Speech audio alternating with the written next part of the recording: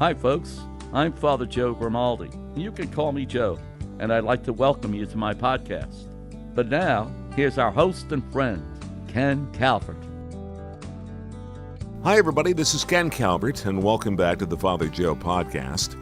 This is part 2 of our podcast on annulment and the declaration of invalidity of marriage.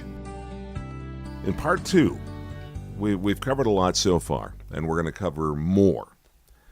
But I've had a lot of friends say to me since I've been doing this, and we've talked about marriage a couple of times, how can a priest possibly give advice on marriage? You're not allowed to marry. Yeah, there's only one way, really, and that's because of the experience of dealing with so many different couples through the years. And I think this is, we're dealing with hundreds and hundreds of couples.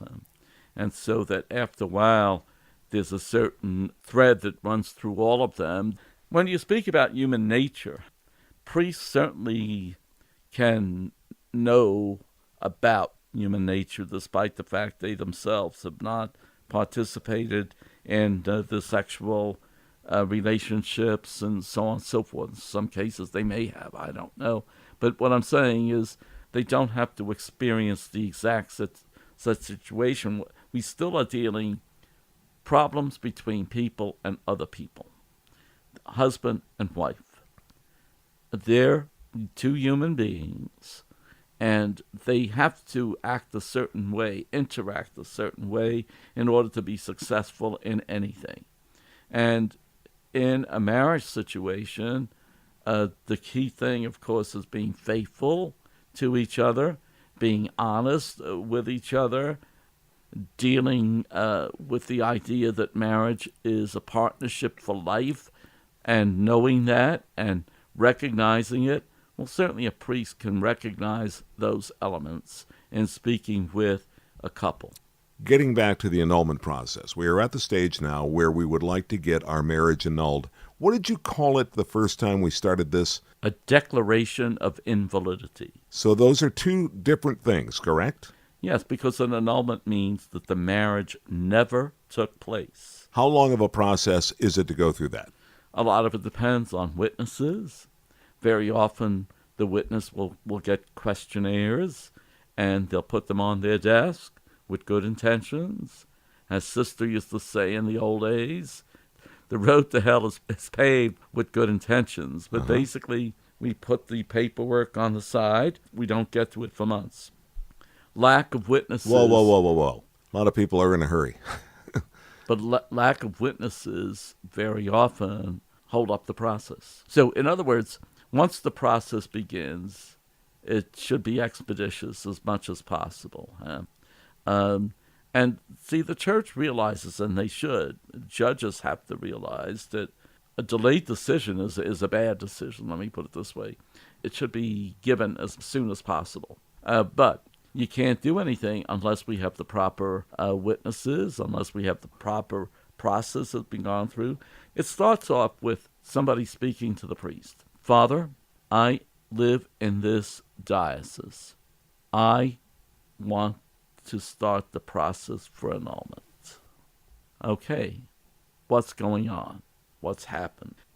After a good discussion between the priest and the individual, the priest then says, okay, the way we begin the process, I'm going to give you a lot of paperwork for you to do and for you to respond to. And the paperwork includes things like, how do you describe your relationship before the marriage took place? How do you describe your relationship on the night of your marriage? How do you describe the relationship the first year after your marriage? And so the person has to do some thinking as to what he or she went through all of that time. But of very much importance is what happened before the marriage. What did you do to prepare for this marriage? You want to try to take in all of those questions and answer them as freely as you can. Yes and no answers do not help. Do not help. You have to describe what you mean by yes and what you mean by no. Very often, a big key is the night of the wedding itself. You know, what happened that night, if anything, if anything. Believe it or not, very often nothing, because people were drunk or people were, whatever the case might be. But that's an important thing. Are you talking about the consummation? Well, the consummation, Yeah. yes, yeah. Consummation is only what happens after marriage, not before marriage. I realize that. Yeah, you can't Yeah. say you consume I know the I'm not the marriage. brightest bulb in this room, okay? That's right. But even Ken Calvert knows that. Let me ask you this. What happens when illness, disease comes calling to the marriage and the one person says, I didn't bargain for this? Yes, you did bargain for it. You did. You said in health or in sickness. If you really meant it, and this is where faith comes in. I mean, Ken, if there's no faith, there's nowhere to turn. You're just kind of at a loss. With faith, hopefully, it'll bring you through all of this. You've seen people walk away from a marriage because their wife or their husband gets very sick, haven't you? Definitely. Okay. But I've also seen the opposite. The marriage has gotten stronger. Stronger. Yeah. Because there's an understanding that takes place on the part of the, in quotes, the healthy person. You know? The light sort of goes on, doesn't Yeah, it, sometimes? it does. Yeah, in the strangest ways. Yeah, and they realize what commitment they've made. Huh? Mm-hmm. It's easy to say, oh, I'm always going to be faithful as long as everything is nice, you know. But as soon as something goes wrong, and then your faith makes demands on you, this is when you have to become strong. A lot of people, I'm sorry, I hate it when I interrupt you. Please. But I do think getting back to the ceremony, the wedding, the preparation, and the fact that we're talking about annulments, talking about a beautiful thing that unfortunately didn't work out for so many possible reasons. We all sort of go into that with a very Shangri-La sort of an attitude. I don't think you want people to necessarily anticipate bad things happening within the marriage, but you almost have to. You almost have to, and there's nothing wrong with going in with the idea of a Shangri-La ahead of us. We need a little honeymoon in our lives, okay? Serendipitous, if you will, yeah. Yeah, we need a little bit of joy that we're looking forward to, and if it doesn't happen, well, that's where the faith has to come in. But there's nothing wrong in that. Just like there's nothing wrong in the celebration of a wedding, we always need to celebrate something good. There's no question, we're human beings. And the thing is, to celebrate marriage, we go in with such hope in our lives when we plan to be married. I could see that in the eyes of the couple when I'm at the altar, you know, right before the marriage actually takes place. They're filled with hope. They're filled with joy. They're filled with celebration, all that is to come. They don't see the sickness that may lie ahead or the financial problems that may occur and so on. They say those words. Hopefully, in the preparation period, they've heard it often enough that they don't forget it, but that's nothing they should really keep in mind during the ceremony itself. Better to keep in mind the idea of hope and joy that we look forward to. Better to keep in mind that we're supposed to be really talking about annulments, and I think that we are, but we're spending an awful lot of time now kind of dissecting and breaking down the whole marriage, which is, I think is an important part of it, because within the body of that dissection, do we find the reason to say, I need to pull the plug? At that point, you do begin the process of the annulment. Well, and as I said, the process includes, first of all, the person telling his own life or her own life story, and also what happened during the relationship, the engagement period, if you want. You start to notice if right during the engagement period, when they call each other fiancé, if they're messing around, that messing around is not going to stop after marriage. Define messing around for me, please. Seeing other people. Oh, okay. And having relationships. I thought that, but I just want to make sure. Yeah, with other people. Yeah. You certainly, if that's happening during the fiancé period, this that's a real big red flag, because that doesn't disappear just because we get married, because that's going to continue into the marriage situation. Very often when the annulment judges examine all of that, you will see that what started before the marriage continues into the marriage.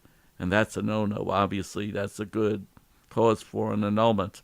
So once the paperwork is done, the canon law is different from what we call English law. Very different. Usually there are 3 judges involved rather than 1. Usually it's a written process rather than an oral process. There are times when you have to call witnesses in so that you speak with them personally, but otherwise, usually what happens is the witnesses have to write their responses. Then the judges will sit down and read those responses, and so they'll take those things into consideration when making a decision. Usually there are 3 people involved. There are times when only 1 judge, but usually 3 judges. If 2 agree and 1 says no, the decision goes through. So, how many witness statements do you need, or do you see, or are recommended? I would recommend a minimum of 3. And they should be witnesses that knew each person before they got married. The person that's going for the annulment Right. needs 3 witnesses. Yes. I say to the person that I trust that would have a very candid opinion about how bad my marriage was, I would say to that person, will you be a witness for my annulment? Correct, yes. Okay. Yeah, and you want to do that because you want to make sure that they do their part. If they do not respond, or if they just say yes or no, whatever the case might be, well, the judges can't do much with that, They need to have some real responses on your part. By the way, the same thing occurs on the respondent's part. They usually do have witnesses as well. So you have witnesses on the part of the petitioner as well as witnesses on the part of the respondent. Excuse me if this just comes from left field. The respondent wouldn't care at all. Obviously, the marriage is going nowhere, and now the person wants to annul it. Why is there any interest, then, on the part of the respondent to want to continue the relationship? I'll give you a positive and a negative. All right. The positive is that if that person gets the annulment, that means I could also marry in the church. So it helps me, too, if I'm the respondent. Oh. The respondent doesn't have to go through it. Because if the marriage is declared invalid, well, that means both can remarry in the church. But one did all the work. Yeah. Okay. But then there's a negative aspect. Okay. And this is where meanness comes into play. I do not want him or her to get this annulment. Okay. I'm going to fight it until I die. That happens. They'll keep writing to Rome so the annulment won't go through, this type of thing. And, of course, a judgment delayed is a judgment denied. It's a good expression. Yeah, it is, because if it's delayed, it's denied, basically. So you can delay this thing ad nauseum. I mean, you just goes to this set of judges, then the appeals, and so on and so forth. There's already an appeal process that's almost automatic. After the decision of the court of first instance, which is your diocesan court, then the decision and all of the paperwork goes to another diocese for a second view. And they also they kind of confirm the first decision or not. Now, usually if the work is done well in that first court, the second court will probably just let it go and say fine. However, if you have someone who's hurting so much, a respondent who's hurting so much, and doesn't want the petitioner to have this annulment, they will spend as much money as they have just so that it won't go through. Because and that's coming from a very mean-spirited point. I think so. Yeah. I think so. I agree. Yeah. And so, anyway, the process you asked at the very beginning, how long does it take? If everything goes easily and well, probably a year. Okay. Oh, all right. You had me kind of thinking for a while there that it might be a matter of years. But It can if nothing happens. Right, especially Now, if there's some pushback. yeah. Now, Francis has spoken a few times concerning curtailing this process. I know we're talking about annulments, but there's so many people that think that just because they're divorced and not remarried, they can't receive communion. That's not true. If they're divorced and not remarried, Right.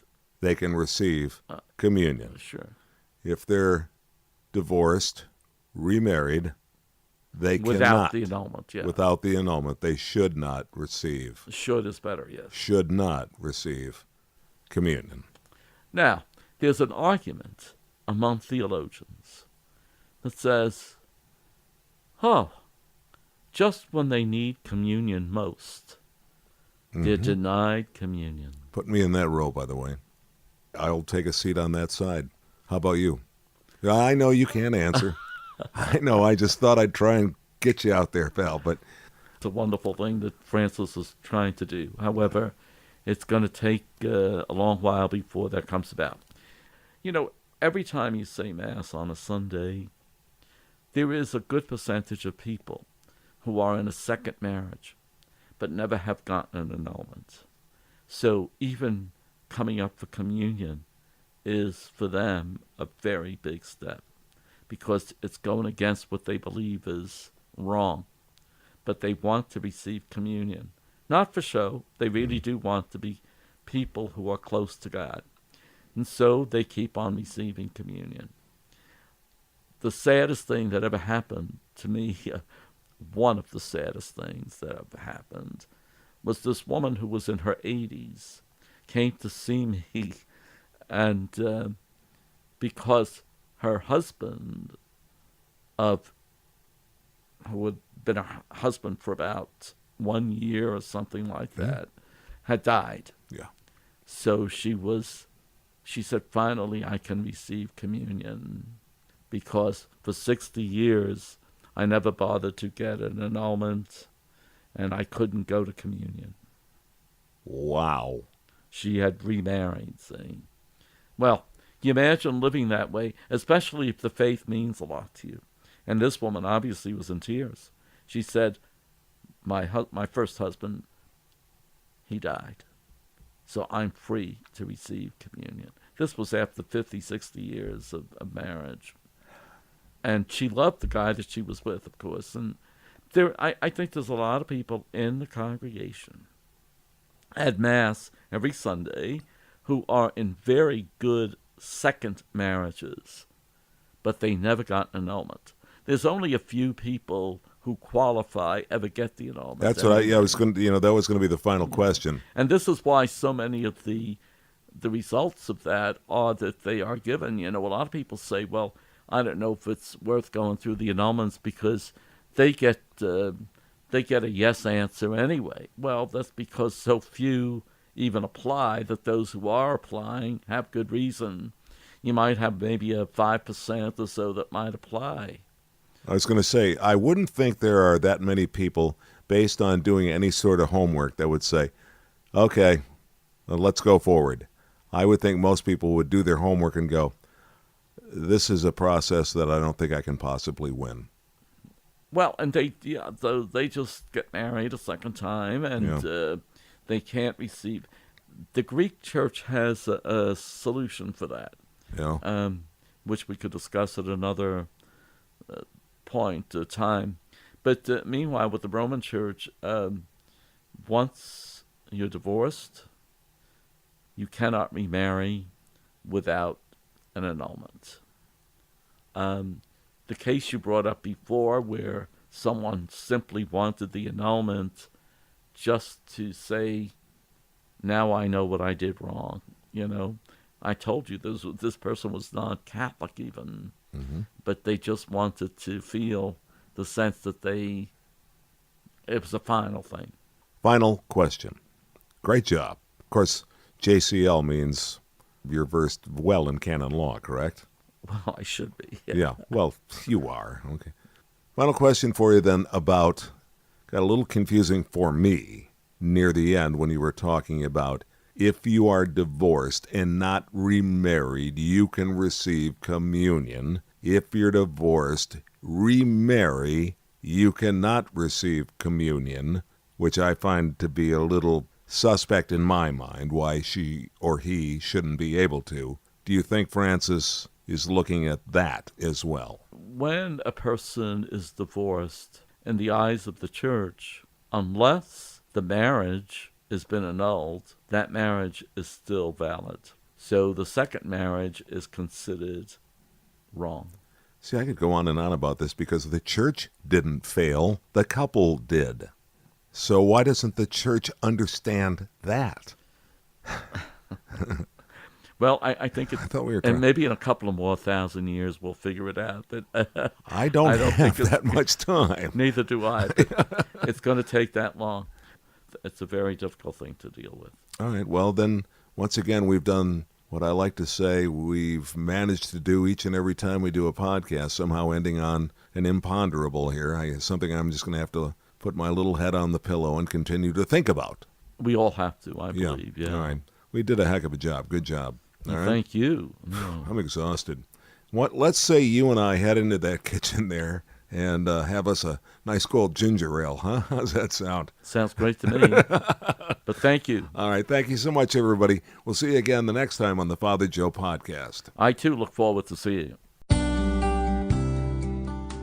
This is Father Joe Grimaldi, and I look forward to seeing you next time on the Father Joe podcast.